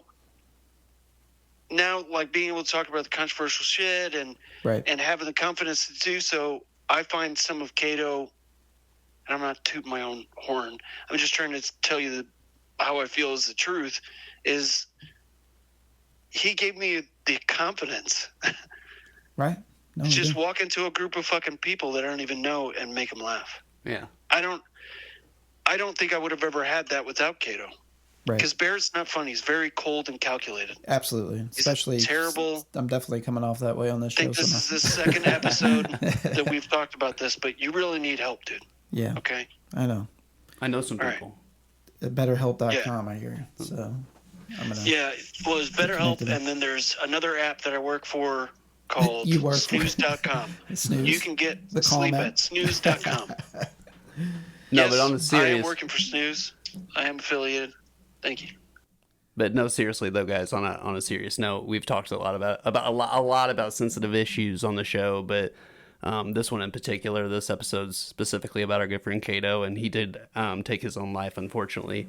So if any of you guys are feeling that way, or you feel like there's no outlet, or there's nobody to talk to, or you need, you just feel trapped, or you guys are just not able to deal with things on your own, you need somebody to talk to, there is a hotline you can reach out to. It's a national hotline. You can call completely anonymous. You don't have to say your name or anything like that. But I want to go ahead and plug that number just in case anybody out there is struggling and needs somebody to talk to. That number is 1-800-273-8255. That's 1-800-273-8255, and that's a national hotline. And if you're not comfortable talking on the phone, I know they have other avenues of communication. Right? They have web chat. You can go to the website, which is, let's see here, I'll pull it up right now while you're talking. While you're pulling that up, I know that not only can you go to the website and do a chat live on there, but there is a messaging, like a text option. Yeah, you can text numbers as well. So yeah, that's the National Suicide Prevention Lifeline, and that's suicidepreventionlifeline.org, and you can go there and chat or find a number. So just know that you're not alone, if by guys. chance, yeah, sorry, Josh. No, you're good. If by chance you're in the military and happen to be listening, you know where to go to. It's an extremely important issue, and I think that everybody, to back what Josh said up, just take care of each other. I'm sure everybody in this podcast right now would be able to be willing to listen to anybody if you didn't want to go to any professionals. And then we'd point you in the direction. Yeah, just reach out. So. Yeah, right. Never hesitate. I know, we're not professionals here, but, not to air out all of my dirty laundry here right now, but I mentioned that, anxiety and depression and those things I've suffered from in the past. So I could definitely relate in those capacities and some of the extreme thoughts that come with that. And, the subject matter that we're talking about today in particular, somebody actually having taken their life it's a decision that you can't come back from. Right, and it impacts, it not impacts only so many impacts people. You, but those around you as well. And it's, I'm a big believer in you have to try and turn over every stone to get the answers that you're looking for, particularly if you're passionate about something. And your life is valuable. Your life has meaning. You can do things with your life. Just know that whatever you're going through can be temporary in the sense that if you get the appropriate help. And I also kind of wanted to take the opportunity to, Kato maybe was blind to the fact of what he did for everybody. So I also wanted to take the time to sit down and write down exactly what my immediate feeling was of that, getting back into what was going on, here in particular with his memorial service, Kato's memorial service, that is. It was, and then drumming back up these memories as what was happening at that time really allowed me to tap into just the mood whenever we pulled into the memorial service itself. And I wrote down that in the most beautiful way, Kato's memorial service was just reminiscent of going to a local show. You saw familiar faces. Lines were wrapped around the entry as if general admission. I almost anticipated getting in and getting a wristband or getting my hands marked when entering. When you entered the building again, it was reminiscent of an early arrival to a show. Early door time, people standing around, people broken out into their cliques, but intermingling between people and groups, as you saw a familiar face, exchanging pleasantries, catching up. It definitely had some strong elements of deja vu, and it was, again, just made the whole experience so surreal. And, upon progressing through the building and then entering the viewing area, it kind of got into those more Twilight Zone moments that I talked about earlier, kind of feeling like you're in a petri dish, and there was an obvious temperature change and mood change. But one thing I wanted to mention that and I laid the groundwork earlier, that Kato's brother had reached out to me before the memorial that they'd put on and asked me to bring pictures. So I made up a picture board with some pictures of us all partying with Kato, Josh and I doing the podcast with Kato, Brandon and I over at Kato's house, that sort of thing. We're going to share that on the show feed here today as well. But, he was very concerned. Kato's brother, Adam, was very concerned that he would have enough pictures for the memorial. And, and he was really concerned with making sure there was enough, because of the style at which the presentation was and that sort of thing, having been that Kato took his own life. Things were limited and he had very specific wishes. So I was honestly almost embarrassed, to be honest right now, with what I brought in compared to what I saw up.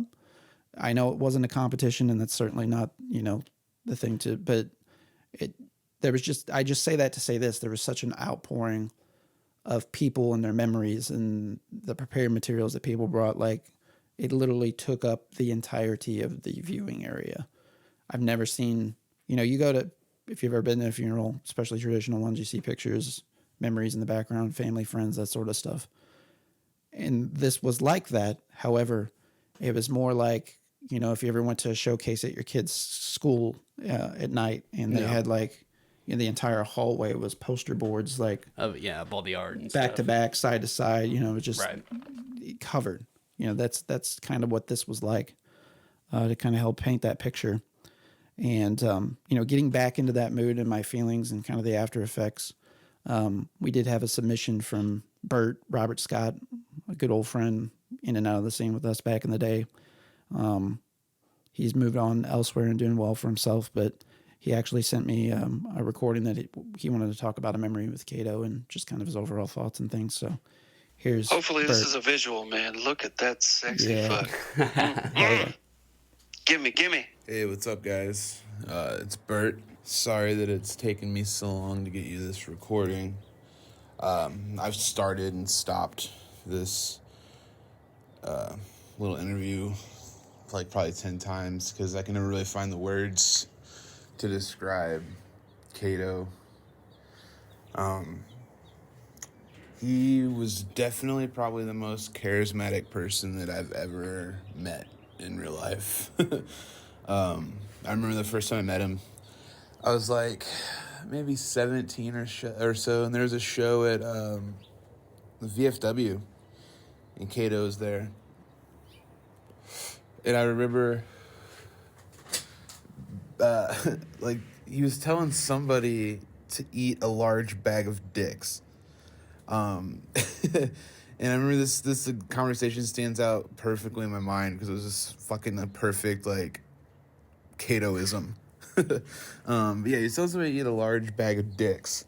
And I had to ask, I was asking him, this bag of dicks, is it like a big bag full of normal-sized dicks? Or is it, a normal-sized bag of large dicks? And it was kind of a personal preference thing. I think would end up becoming the answer, but regardless, that kind of solidified our friendship. He was one of those people that, you couldn't help but want to be around. You just kind of gravitated towards him. All the parties and stuff. Kato was the person that you kind of like sought out. He was just that guy. He made you feel good to be around him. And especially when him and Ben were together, that was the best times in my opinion.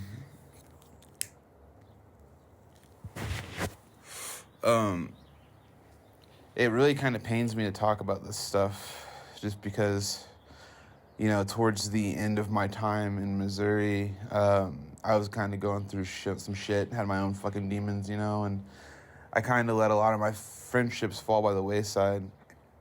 And that's something that I regret, to this day, is, not having been closer with Kato before he passed. And I know this is, it's a dark side of the things to talk about, and I'm trying not to be too far in that direction, but that's my friend, and I miss him, and I love him, and I wish that things could have been differently for both of us. I wish that he was still here. I wish that he was around to talk politics with again, and just to talk just everything, man. Like this world, like everything would have been so much more interesting if I had Kato here to talk about it with. He brought a bunch of little ragtag outcasts together and formed, a family of friends. And those years that I spent down in that smoky basement with all you guys, like, I wouldn't trade for the world. But yeah, Thanks for letting me be the albatross, Kato. Love you, big guy. Love you guys. Everybody take care. I mentioned the picture board earlier for me. I just kind of wanted to talk about life today, and maybe in some way we carry something that we learned from Kato, or we do carry Kato with us every day, or how we remember him. I specifically had that picture board that I made, and I did keep it. And I actually have my dad's. I actually have. Barrett, you can cry if you want to, man. You don't have to fucking stop the goddamn recording. No. I actually have my dad's manly man ashes. over here. Fucking Jesus. It's I'm honestly holding it together way better than I thought I was, because like, I'm serious. Like, as soon as I started even writing stuff down about this, I was like tearing up, crying, that sort of stuff. But maybe it's because I did all that, beforehand. I don't know. And it's weird. But I have this picture board that I made for Kato, and it's actually hanging in my living space next to my dad's ashes. And that should tell you how important Kato was to me. And, just the impact that he had on me. He was a big brother to me. And I don't know why I never made that correlation until, again, revisiting all this stuff. I walk over to it all the time. I look at it. I just had a brand new baby girl. She's 6 weeks old. And I even took her over there and introduced her to Kato. I love the guy. Well, yeah. I said that as, again, a joke, but you can see it just from hearing it and how much you wanted to put this on. No matter if anybody wanted to add submissions or anything like that, you didn't mean it out of any ill will or anything, but I hope you're listening. I hope you can feel that same fucking gleeful moment that we all had whenever we hung out with him. Yep. Bring it back to him. And, I just, again, the attempt for us to get together today was to pay the guy the memory that is due. As Brandon said, I hope that what we brought to the table spurred a memory, at least for you. Sometimes it takes hearing other things, other people, other events that it gets you back in the scene, maybe how I described the funeral processions and those memories that were laid out in there. Maybe that, that can take you back to something, but I want him to be remembered. He has to be remembered. That is one of my, as extreme as it sounds, missions in life. I want people to know who he is, what he did, his impact on me and our friends. It's the least that he deserves. And I want to take the opportunity to say this as well. Don't be afraid to give people their flowers while they're still around again. Absolutely. And sometimes you don't realize how much you love somebody or loved them until they're not around and you can't love them. Right. And I mean that in a literal, in the moment sense. It's not to say that you don't love somebody after they pass. You certainly do. That's what grief is. Right. There's many, I even looked up, I didn't want this to get too cheesy or stereotypical, but I even looked up like grief quotes and just kind of intelligent essays and things that people have written about grief. There's so many things, relationships, very important relationships in your life. I've even read books recently that what you go through whenever you in an important relationship, let's say it's a marriage, for example, or an engagement or a long-term relationship that you had with somebody, that special someone, you actually go through when those relationships end the same stages of grief that you do when people pass, because it's your body's, your mental state's way of trying to cope with the situation, trying to understand the loss and process it. And you go through all the same stages. And when I read that book, that was very profound to me as well. And I never, again, two things that you don't correlate with one another, but it is how I've dealt with ending relationships with people in the past, whether it's romantic or friendship. is, you know, unfortunately, I resorted to just pretending that it never happened. And that's not healthy either. Yeah. You know, that, you know, This that, just in, Barrett, real quick, and I apologize. I was looking up those quotes just in case. I got, I don't know if anybody's seen this movie, Eat, Pray, Love, from Julia Roberts. Oh, yeah. That that's a is classic. exactly the metaphor for Kato, which is eat, pray, and love. Yeah. All the things that he did. He ate, he loved, yeah. and he prayed. And Kato wanted me to also mention that there's a film that is a biopic, very close rendition to his life. They had to change a few names just to keep it straight, but 120 Days of Sodom. That is his biopic. Yeah. You guys should look it up, watch it. What's that Mel Gibson one that Definitely. he made? The fucking thing that hates Jews, I think. Passion of the Christ. Passion of the Christ. Oh, that's yeah, it. I think Yeah. I think that was that his was the storyline sequel as to well. 120 Days He of Sodom. came from a thorny crown. He had that on his head, and then It goes. walked around. You got to watch in this sequence now. You got to watch 120 Yeah. Days of Sodom, Yep. Passion of the Christ, then Antichrist. No, then Antichrist, because you got to get the dark side of things. It's like Yeah. basically Right. It's a like the spectrum. dark side of the moon of Pink Floyd's album. I don't know The what Transformers? that band is, or but Star yeah, Dark Wars, Side of you the know. Moon. Yeah, You have light without dark. That's exactly right. yeah, man. Eat, pray, love. Julia Roberts. Brandon, what's a way that you bring Kato through your life still yet today?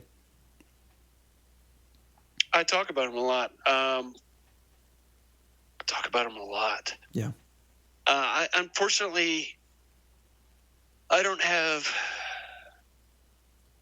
many pictures of Kato. I don't really have many pictures that I keep around the house anyways. Liz is more of the picture person. I don't like pictures. I like to reminisce and stuff like that. I specifically remember a picture of Kato where I had just got back from basic training and tech school. And I was wearing like this, the waffle top, like a green long sleeve shirt. Yeah. And I was leaning over to kiss him on the cheek. I probably tasted that man's tongue at least 20 times in my life with him. You're still tasting him because he today. was never afraid to. I still got that scent on my The tongue. delectable Try Sangria. and manage that in your head. Scent on my tongue. Anytime that there's a moment where it's a similar situation like me and Kato were into, or I get in this deep philosophical thing where my wife is like, will you shut the fuck up already? I'm trying to watch something. Why did you stop the show for the 75th time to tell me about fucking Kato?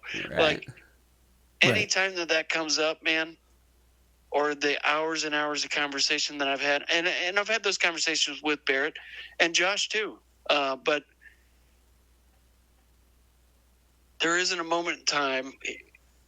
This is going to sound so sick. He was my first. And by that I mean my first suicide, to where I was.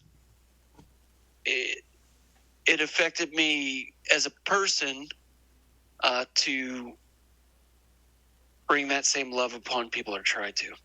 Right. I mean, everybody always talks about Christ's love and shit like that, and I'm not saying that Kato's a god. I'm just saying that the guy was fucking. At least what he showed to me was selfless. Right. He very much So, was. 100%. All I want to do with Kato, what Barrett was saying was, you don't want people to forget about him. My kids will never meet him. Right. And they will hopefully, they will tell their kids about this man that Dad used to make, or Grandpa used to make out with. Yeah. So for me, there's few things that I want to happen on this planet before I leave.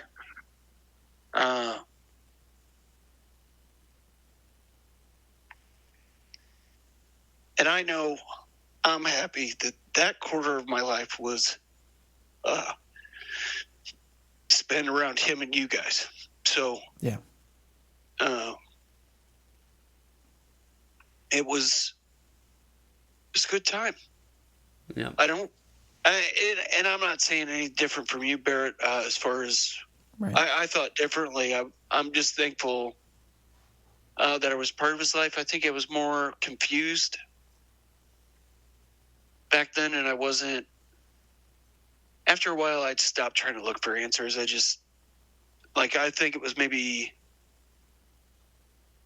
2 weeks that I tried to think of answers for this, and Right. I guess I just didn't. This sounds so stupid.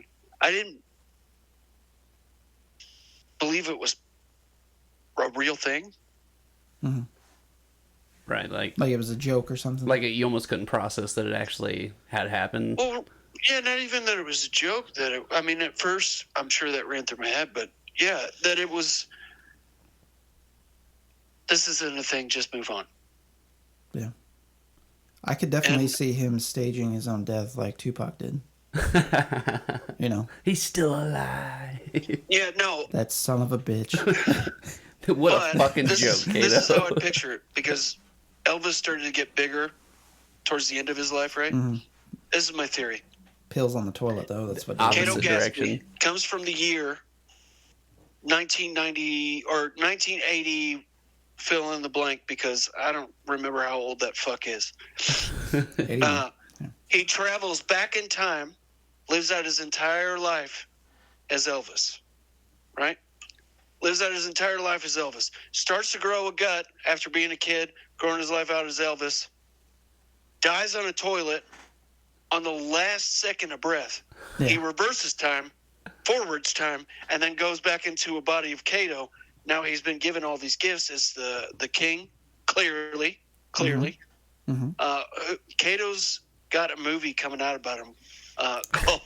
there was actually a band Presley, about exactly what you're talking about right now. It was a concept band. They were called Time and Time. They played here in Farmington. Saw many of their performances. They adulated Kato in his presence many occasion. So that will actually... Coincidentally, Mr. Time and Time did a little interview for the Time and Time album, and we're going to play that right now. It's a fucking conspiracy. I knew it. Jesse Ventura has been listening in, and we're going to let you hear Kato's thoughts on time. In my experience... a lot of things changed. Time will inevitably change everything. It's the one absolute uncontrollable constant.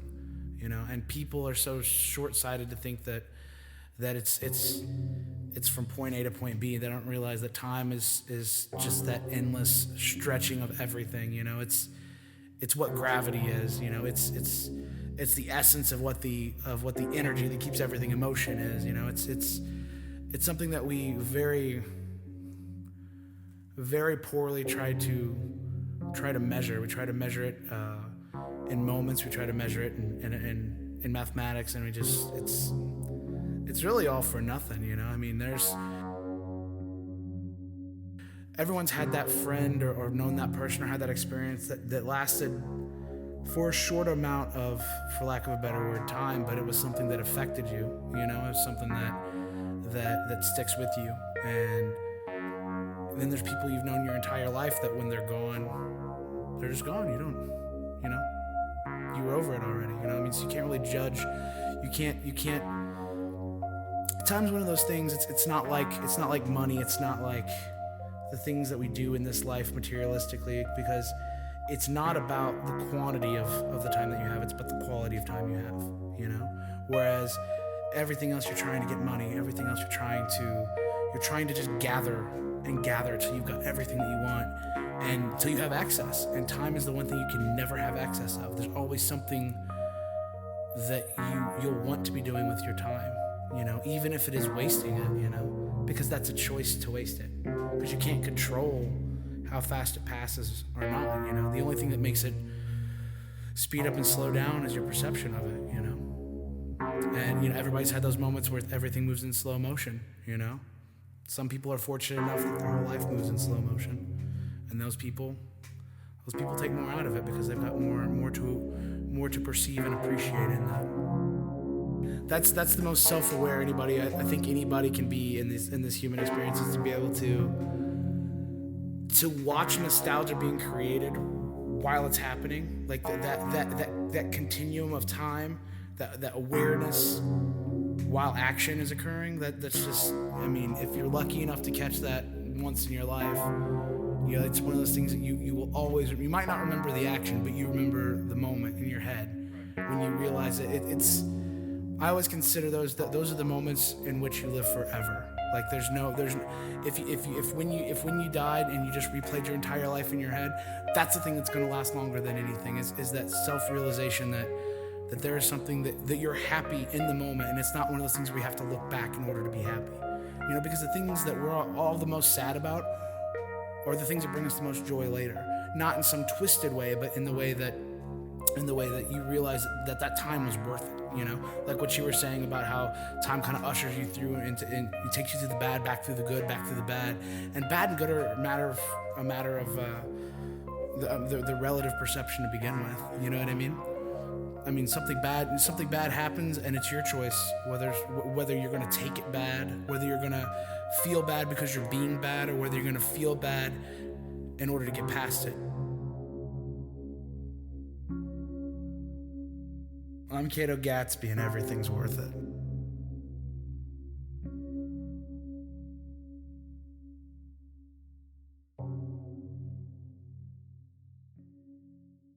Thanks for sticking around after the break. We just want to real quickly thank Brandon for sitting in on today's show again. Yeah, for sure. And sharing his memories of Kato. You can find Brandon on Instagram, as we mentioned last week, at Nard_the_unpleasant. We will post his socials on the episode as well on the feeds, if you will. And Brandon's Diorama and Custom Work, want to plug that again this week. So that's Edaw's Emporium, or Imperious Emporium, excuse me. So it's Edaw's Imperious Emporium. So again, we're going to tag that on the socials. So reach out, follow that guy, support him. He's a great friend, good artist. He's doing good work. Yeah, he's doing great stuff. So. And perhaps he has something that he can do for you. Right. So just kind of hit him up on his socials. Send and him some love. Figure something out. We also want to thank our special submissions from this week. Our friends Fro, Bert, Heb, as well as Pam. It helped bring the discussion and some other points of view to detail Kato's impact on other people's lives. So it's not just, this echo chamber that happens here, but you're hearing from other people as well. So we also want to thank NoPoint.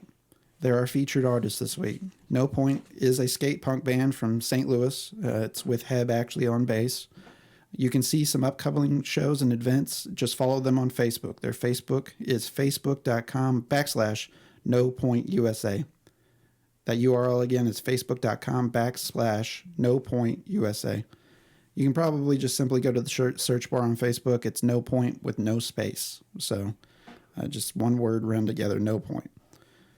You can find NoPoint also on Bandcamp and Apple Music. So really importantly, I want to mention that. That's how you help support these guys. Music. Absolutely. You're supporting local music. Hell yeah. Everything's digital nowadays. So go there, help them out. Bandcamp in particular is a great platform, especially whenever they do their no-fee Fridays on bands and things of that ilk. They really help out artists, especially those up-and-coming artists, and cut out the middlemen. There is particularly a show coming up for NoPoint that we want to plug. It's Sidewalk Celebrity out of Kansas City, NoPoint, and Anti-Thought. They're going to be playing at the Heavy Anchor in St. Louis. It's a great venue. Been there myself. Never been. I would like to check it out. It's almost got like a speakeasy vibe. Oh, nice. Like it's got a storefront you go into immediately, and it breaks out, the bar's right there, some general seating, some booth seats. I think they may have even remodeled it since I was there, which was just 3 months ago or so, 3 or 4 months ago. But it's got a speakeasy feel in it, because you go in there, it doesn't appear that there's a venue at all, and there actually is. So it's got a little door off the side that breaks out. It goes into a music hall, and some restrooms in the back. But then also what's really cool about it has a back patio, and kind of like a fenced in graveled area with kind of outdoor seating and stuff, so you can kind of go outside and chill out. So if get, claustrophobic like I do sometimes, especially in small venues. Especially at you need shows. to take a break. Yeah, for sure. So it's the perfect setup for, independent shows, things of this ilk. And a punk band's going to play really well in that room. So awesome. Really Good excited sound. for it. And hopefully we can get some feedback. If not, go to the show ourselves, depending on what we got going on, and give you guys some feedback. So go check out NoPoint at the Heavy Anchor on April 29th. The show's at 8 p.m. That show, again, is at the Heavy Anchor, 8 p.m. on April 29th. I'll say it again. Support local music, baby. Absolutely. So for this week, I'm Barrett at Barry Insane on IG and Twitter. He's Josh at the OGW on Twitter and _ Josh Welch on Instagram. You got it. And we are out of time. Until next time, good night. Much and love, good luck. fam.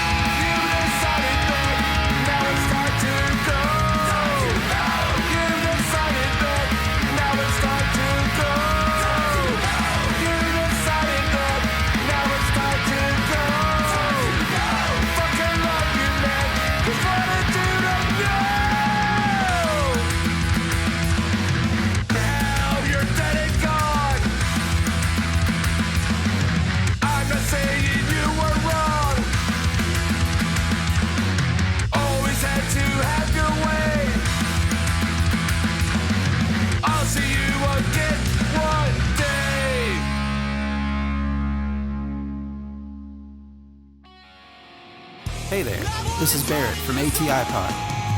Every week, Josh and I talk about what's going on in the world, what's entertaining, what's controversial. Nothing's out of bounds, whether it's sports, current events, politics, TV, movies, you name it, we talk about it. We're going to have local artists on our show promoting their work. That's right, you heard me. For the people, by the people. Stay tuned, and you can find us anywhere that you get your lovely, lovely, juicy, juicy audio content. We are now on broadcasting platforms such as Spotify and Stitcher. Stay in touch with us via social media, Facebook, Twitter, Instagram. Just search for ATI Pod. We'll see you around. And hey, stay safe out there.